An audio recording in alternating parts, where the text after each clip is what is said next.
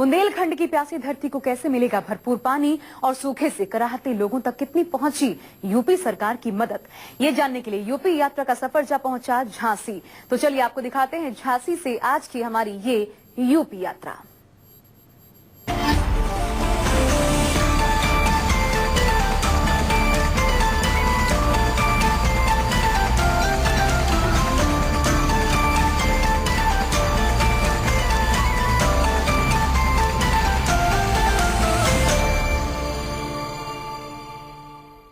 नमस्कार, मैं हूं सैयद सुहेल। रानी लक्ष्मीबाई का किला मेरे पीछे आपको दिख रहा होगा और ये देखकर आप समझ गए होंगे कि हम झांसी में हैं, यानी यूपी यात्रा का कारवां झांसी पहुंच चुका है। झांसी बुंदेलखंड के जिलों में आता है और बुंदेलखंड किन वजहों से सुर्खियों में रहता है ये आप बखूबी जानते हैं। लेकिन देश में बड़ी समस्या आने वाले वक्त में अगर कोई होगी तो वो होगी पानी की। तो चलकर देखते हैं आखिर बुंदेलखंड का गेटवे झांसी इस समस्या से कैसे निपटेगा, इसकी क्या तैयारी कर रहा है। पानी को तरसता बुंदेलखंड, आसमान की तरफ पानी को तरसता बुंदेलखंड, आसमान की तरफ बारिश की उम्मीद से निहारते किसान। अगर बारिश न हुई तो सूखी पड़ी जमीन के लिए कहां से आए पानी। जल संकट से निपटने के लिए यूपी सरकार ने आखिर क्या इंतजाम किए, ये जाने यूपी यात्रा का सफर झांसी जा पहुंचा। एक गांव की ओर रुख किया तो पानी से भरी बेतवा नदी मिली और एक बोर्ड जिस पर लिखा था एरच बांध परियोजना। झांसी से 80 किलोमीटर दूर हम एरच बांध पर जा पहुंचे। आखिर करोड़ों की लागत लगाकर इस बांध को बनाने के पीछे मकसद क्या है। आप लोग इसी गांव के? जी सर, हम तो घर पर आ गए हैं। यहीं रहते हैं? हाँ। तो आप लोग की जमीन है? हाँ, जमीन है। क्या हालत है पानी की? पानी की हालत सब बहुत विचित्र है। पानी तो यहाँ कम से कम 7 साल से सूखे, एकदम समझ लो आपके सूखे जैसी चल रही। अच्छा। अब ये बांध बन रहा, इससे हम लोगों को लाभ मिले। पानी की परेशानी ज्यादा है सब यहाँ। बांध कहाँ बन रहा है? जो गोरा मजे में जो पीछे बन रहा है थोड़ी चलकर, तो वो बन जाए तो उसकी आशा है कि वो पानी देगा तो हम लोग फसल करेंगे। अच्छा, उस बांध से फायदा होगा? हाँ, अच्छा खासा फायदा होगा साहब, ऐसा नहीं, खासा फायदा होगा। उससे पूरी हम लोगों की तो अब जो जैसे अपने ये 2 गांव ही नहीं, आसपास के और यहाँ से गाँव और सब सिंचाई हुई है। लाभ मिलेगा हम लोगों को तो मिलेगा ही, लेकिन काफी बड़े क्षेत्र में लाभ मिल जाएगा इस पानी से। सरकार के कामकाज से आपको लगता है कि पिछली सरकारें और बेहतर काम करती थी या ये सरकार भी वैसे ही काम कर रही है जैसे पिछली सरकारें करती थी? नहीं सर, ये सरकार सबसे बेहतर काम कर रही है। बहुत अच्छी काम कर रही है। पिछली सरकार किसान के हक में बहुत अच्छा काम किया सरकार ने, वो करती जा रही बराबर। अब हमें उनको जो सरकार सूखा राहत दे रही है उसी से पड़ रही सरकार। ऐसी सरकार तो अब तक हमें देख ही नहीं उठा। सही में या ऐसे ही? नहीं साहब, सही हकीकत सब बात है, ये बात हकीकत है।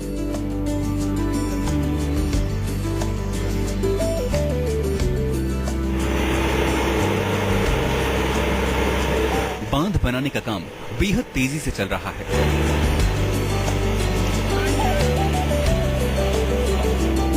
बड़े इंजीनियर्स की टीम डेरा डाले हुई है। जेसीबी मशीन से लगातार काम चल रहा था।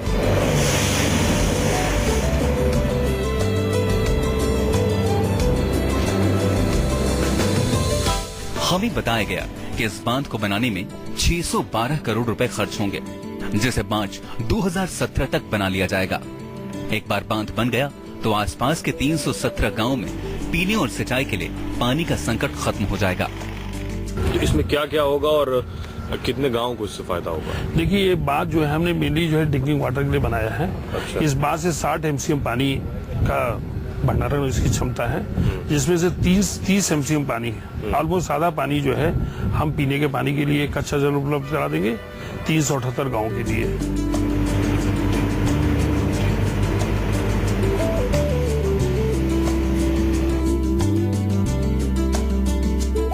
एक तरफ प्यासे किसानों को पानी मिलेगा, वहीं बांध के जरिए बिजली का उत्पादन भी किया जाएगा।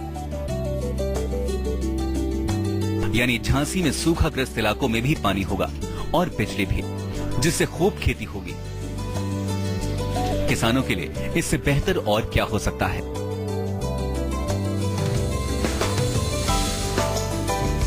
किसान के लिए सिंचाई का इंतजाम हो गया, लेकिन उसकी फसल को सही दाम के लिए बाजार कैसे मिलेगा? क्या बाजार का कोई इंतजाम है?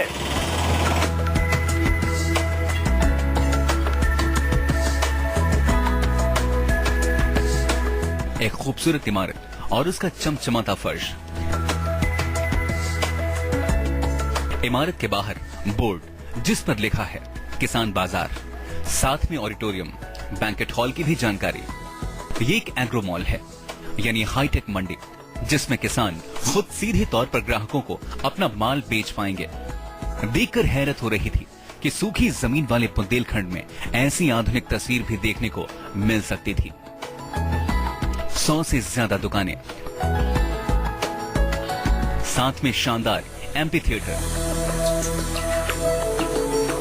किसानों की ट्रेनिंग के लिए इसका इस्तेमाल किया जाएगा।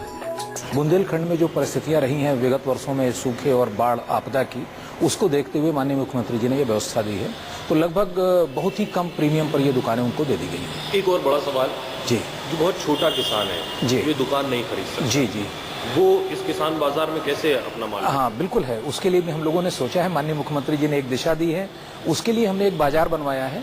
वो निःशुल्क बाजार है, वहां पर उनको प्लेटफॉर्म दिया जाएगा, बेचने के लिए कियोस्क दिए जाएंगे, मंडी की ओर से निःशुल्क ग्रेडिंग पैकेजिंग की सुविधा उनको दी जाएगी।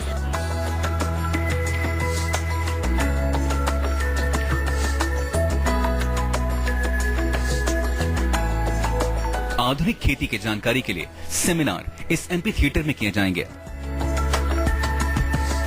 इसके अलावा बैंक्वेट हॉल भी है, जिसे सिर्फ 4,000 रुपए में बुक कराया जा सकता है।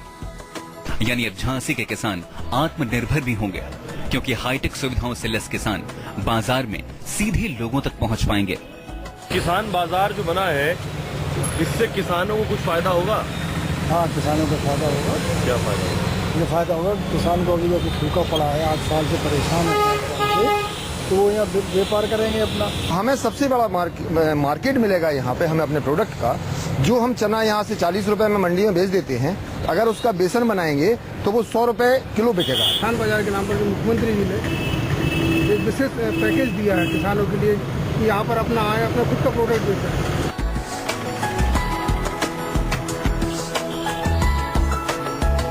किसानों को यकीन है कि उनकी जिंदगी जल्द बदलने वाली है। हम भी इसी उम्मीद से आगे बढ़े, झांसी में 4 साल में हुए बदलाव को देखने के लिए।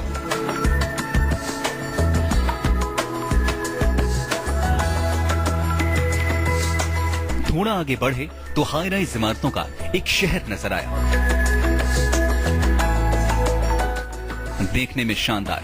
हम सोचने पर मजबूर हो गए, क्या वाकई ये झांसी की तस्वीर है? 86 एकड़ में फैला ये कैंपस पैरा मेडिकल कॉलेज का है, जो कुछ वक्त पहले ही शुरू हुआ है। पैरा मेडिकल कॉलेज जो है ये बच्चों की शिक्षा के लिए बना हुआ है। मुख्यमंत्री माननीय श्री अखिलेश यादव जी ने इसका लोकार्पण किया है 2014 में। इसकी लागत 439 करोड़ है, पुनरीक्षित लागत है। ये 86 करोड़ एकड़ में बना हुआ है और इसमें 2000 छात्र छात्राओं को पढ़ने की क्षमता है।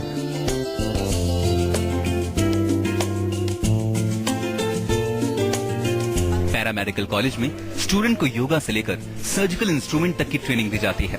साथ ही सिखाया जाता है कैसे मेडिकल प्रोफेशन के जरिए इंसान की जिंदगी बचाई जाती है।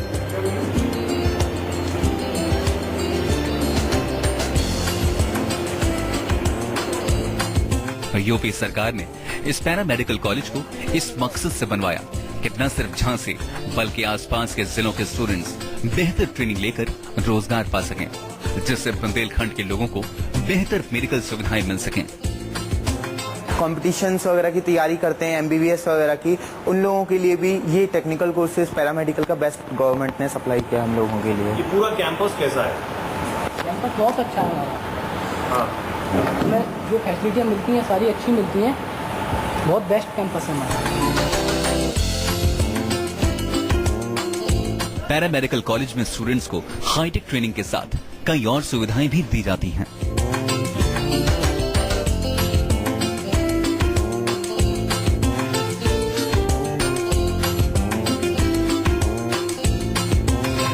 यहाँ बुंदेलखंड का इकलौता हाईटेक ऑडिटोरियम है, जिसमें एक साथ 1100 लोगों के बैठने का इंतजाम है।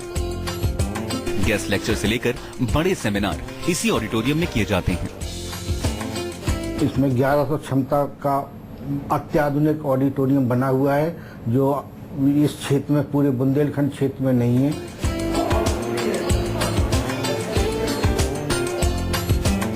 पैरा मेडिकल कॉलेज में स्टूडेंट्स को काफी अच्छी ट्रेनिंग दी जा रही है, जिसमें थ्योरी के साथ प्रैक्टिकल नॉलेज भी है।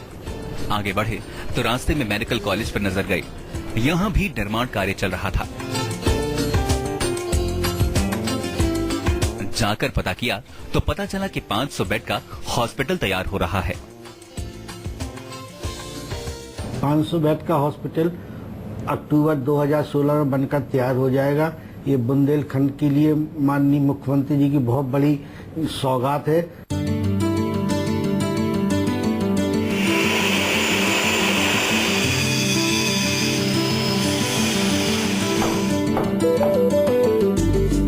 महारानी लक्ष्मीबाई मेडिकल कॉलेज में 13 आईसीयू और कई तरह की नई सुविधाएं अक्टूबर 2016 तक शुरू किए जाने का लक्ष्य है। लोगों से जाना इस तरह की सुविधा से उन्हें कितनी सहूलियत होगी। इस तरह की सुविधा से उन्हें कितनी सहूलियत होगी। यहाँ कैसी सुविधा है अस्पताल में? बढ़िया, बहुत अच्छी सुविधा है, बहुत अच्छी। समझ लो दवाइयाँ फ्री मिल रही, हर चीज, ये जांचें वगैरह हो रही हमारी, तो ये सब पूरा बहुत अच्छी सुविधा है। काफ़ी चीज़ों में बहुत सुधार आया है। मुख्यमंत्री जी के आदेशानुसार शायद उन्हीं की देन है कि अब जो बुंदेलखंड में हमारे मेडिकल का नाम नहीं लिया करता था पहले मरीज, अब दूर दूर से यहाँ पर मरीज दिखाने को आता है। हकीकत की जमीन पर बदलाव की नींव तैयार हो रही है। ठीक वैसे ही जैसे झांसी में हॉकी के लिए एक नई एस्ट्रो टर्फ तैयार की गई। भारत ने ओलंपिक में जितने स्वर्ण पदक हॉकी में जीते उतने शायद ही किसी और खेल में जीते हो। हॉकी के जादूगर ध्यानचंद का शहर है झांसी, लेकिन लंबे वक्त से शायद ही आपको याद हो कि झांसी से कोई अंतर्राष्ट्रीय खिलाड़ी निकला हो। आखिर कैसे लौटेगा झांसी का वो स्वर्ण युग, चलकर देखते हैं।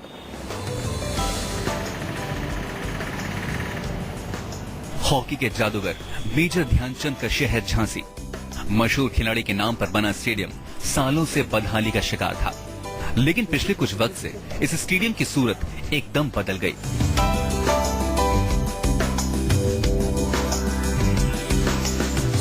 जहां पहले कुछ खिलाड़ी ही प्रैक्टिस करते नजर आते थे, आज नेशनल गेम खेलने के लिए होड़ लगी हुई है।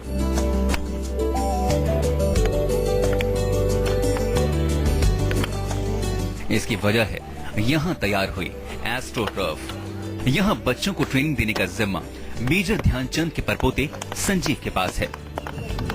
यानी अब इंटरनेशनल लेवल के टर्फ पर इंटरनेशनल लेवल की ट्रेनिंग बच्चों को मिल रही है। झांसी की जनता के लिए जो हमारे स्पोर्ट्समैन हैं हॉकी के, उनके लिए तो यूपी गवर्नमेंट ने ये एक तरह से बहुत अच्छी सौगात दी है। जो हमारे खिलाड़ी एस्ट्रो टर्फ का उपयोग नहीं कर पाते थे, जिसके लिए हम लोगों को बाहर जाना पड़ता था सीखने के लिए, वो इन्होंने हमारे झांसी शहर में उपलब्ध करा दी है। इंटरनेशनल लेवल की एस्ट्रो टर्फ बनने से झांसी उन शहरों में शुमार हो गया जहां किसी बड़े टूर्नामेंट का आयोजन किया जा सकता है। हॉकी के लिए झांसी के युवाओं में फिर से वही जोश देखा जा सकता है। लड़कियां भी घंटों एस्ट्रो टर्फ पर पसीना बहाती हैं।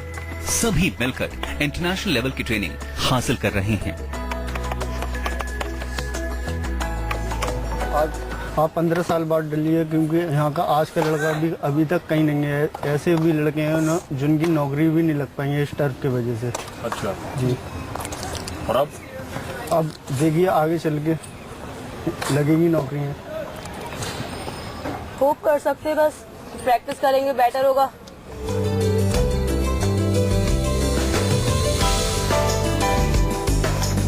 घास के मैदान के बाद अब हॉकी का भविष्य एस्ट्रो टर्फ ही है। झांसी में 16 करोड़ की लागत से टर्फ बनाई गई है। झांसी में हॉकी का स्तर सुधरेगा तो प्रदेश का नाम होगा।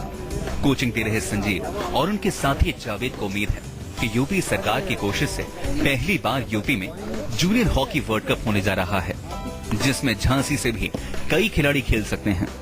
मुख्यमंत्री अखिलेश यादव जी ने जो आगे बच्चों के लिए भविष्य सोचा है, बहुत अच्छा सोचा है। जो काम बहुत पहले हो जाना चाहिए था वो उनके टाइम में हुआ है। देखिए ना, ये यूपी की कितनी खुशी की बात है, यूपी में जूनियर वर्ल्ड कप हो रहा है हॉकी का। अभी रिसेंटली में उन्होंने इसको स्वीकृति दी है, माननीय मुख्यमंत्री जी ने। ये एक हमारे यूपी गवर्नमेंट ने एक ऐसा काम किया जिससे यूपी को बढ़ावा मिलेगा, खेल को, हॉकी को। जूनियर वर्ल्ड कप की स्वीकृति दी है उन्होंने। अभी एक पैनल आया था इंडिया, हमारे हॉकी इंडिया का, स्वीकृति मांगने आया था। कब से होना है? ये 18 नवंबर से है, 18 दिसंबर से है जूनियर वर्ल्ड कप, जो यूपी में होगा, लखनऊ में होगा। एस्ट्रो टर्फ पर खेल जितना टफ है, उससे ज्यादा मुश्किल है खिलाड़ियों को हाईटेक सुविधाएं देना। लेकिन इरादा हो तो मुश्किलें रास्ता नहीं रोकती। झांसी से यूपी यात्रा में एक छोटे से ब्रेक के लिए रुक रहे हैं। महात्मा गांधी की सोच थी कि देश में शिक्षा के साथ साथ हुनर भी सिखाया जाए। आज देश की बड़ी समस्या है लाखों पढ़े लिखे बेरोजगार। कैसे देश की ये तस्वीर बदलेगी, चलिए देखते हैं। जब इरादा कुछ करने का हो तो सिर्फ एक मौके भर की दरकार होती है। हुनर खुद अपना असर दिखाता है। रितु के कौशल को एक फाइनेंस कंपनी ने पहचाना और नौकरी दी। लेकिन रितु को इस काबिल बनाया 3 महीने की कौशल विकास ट्रेनिंग ने। रितु को पहले ही नौकरी में 10,000 रुपए महीना मिलने लगे। आपकी ये जॉब कैसे लगी? जॉब मेरी कौशल विकास मिशन जो चलाया गया था, उसी में मैंने 3 महीने का ट्रेनिंग कोर्स किया हुआ था, कंप्यूटर अकाउंटिंग, बैंकिंग अकाउंटिंग का। उसी के तहत फिर मेरा यहाँ पे इंटरव्यू कराया गया। तो 13 जून 2014 की मेरी यहाँ पे ज्वाइनिंग है, जहाँ मैं सीनियर सीआरई के पद पर यहाँ पे कार्यरत हूँ। अभी मेरे साथ कई बच्चे थे जो कोर्स किया जिन लोगों ने, वो भी अभी कहीं ना कहीं जॉब कर रहे हैं, उनका प्लेसमेंट कराया गया है। रितु के पिता ने ऑटो चलाकर पढ़ाई करवाई। रितु आज अपने परिवार की मदद भी कर रही हैं और एक मिसाल है उन युवाओं के लिए जो आगे बढ़ना चाहते हैं। और उनके ख्वाब को आसान बनाने की राह में कौशल विकास मिशन एक मदद की तरह है, जिसमें कई तरह की ट्रेनिंग दी जाती है, जिसमें कंप्यूटर, बैंकिंग, अकाउंटिंग से लेकर नर्सिंग जैसे कोर्स शामिल हैं। कैसी ट्रेनिंग दी जाती है? नाइस ट्रेनिंग, हम लोगों को बेसिक इन्फॉर्मेशन काफ़ी अच्छी मिल रही है हम लोगों को। अच्छा। हम लोगों को और काफ़ी हम लोगों से इससे बढ़ने का आगे भी हम लोगों को काफ़ी मिल रहा है। क्या सोच के आप ट्रेनिंग कर रहे हैं? इससे हम कुछ नहीं तो काफ़ी प्राइवेट जॉब भी हम कर सकते हैं, कि ताकि हम खुद भी अपने हाथ से बेरोजगार ना रहे हम लोग, बेरोजगार ना रहे।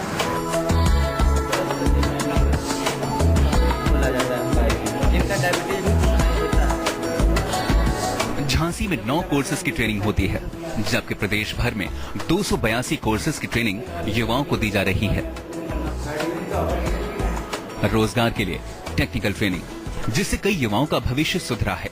आज वो अच्छी नौकरी कर खुशहाल जिंदगी जी रहे हैं। सीमा तिवारी ने अपने परिवार को डाकुओं से बचाने के लिए कई फीट ऊपर से छलांग लगा दी। कई बार वो डेथ डिक्लेयर की गई, 4 बार कोमा में रही और शरीर का निचला हिस्सा भी उन्होंने खो दिया। सीमा तिवारी की इस बहादुरी को किसी ने पहचाना, चलकर देखते हैं।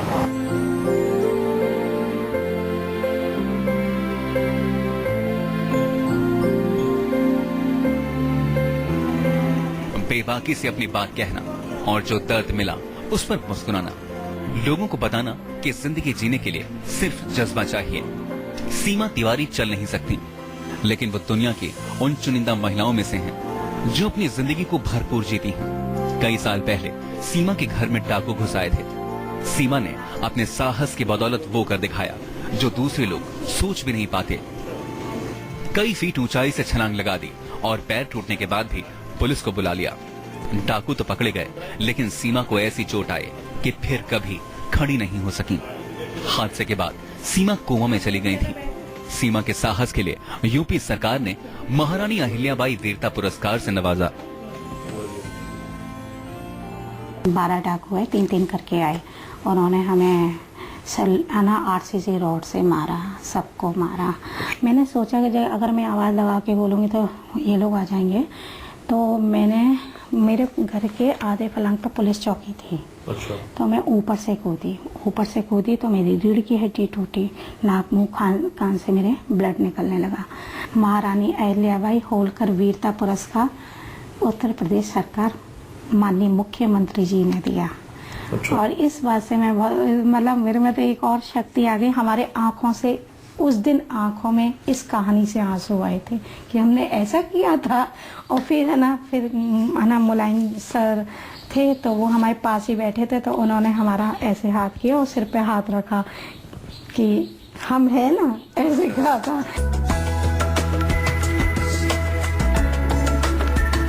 सीमा की जिंदगी बच गई, लेकिन पैर चले गए। पर ये सीमा की हिम्मत है, वो हाथ में बैग लेकर स्कूटी पर रोज शहर के सफर पर निकलती हैं और दूसरी महिलाओं को जिंदा दिली से जीने का हुनर सिखाती हैं, हैंडीक्राफ्ट का सामान बनाना सिखाती हैं। महिलाओं को आत्मनिर्भर बनाने में सीमा को जो खुशी मिलती है, उसे बयां करते वक्त वो भावुक भी हो जाती हैं। आप किस स्थिति से गुजरी? उस समय तो बस ये है कि मौत नहीं मिली, बाकी मेरे सारा कुछ हो गया। एक है कि एक सीमा तिवारी अपने परिवार से ज्यादा अपनी एक इज्जत भी बचाई और अपना परिवार भी बचाया। कोई माँ अपनी बेटी को नहीं देख सकती। उसने मेरी मुक्ति कितनी बार मांगी। मैं कभी रोती नहीं, मैं जिंदगी में नहीं रोना पसंद करती। जो रोया वो हारा। सरकार के आपको पुरस्कार के लिए चयनित करने पर आप कुछ कहना चाहती हैं? बहुत अच्छा लगता है कि है ना, आज हमने जो त्याग किया उसका फल देर से मिला, लेकिन बहुत, वो भी यूपी गवर्नमेंट ने दी।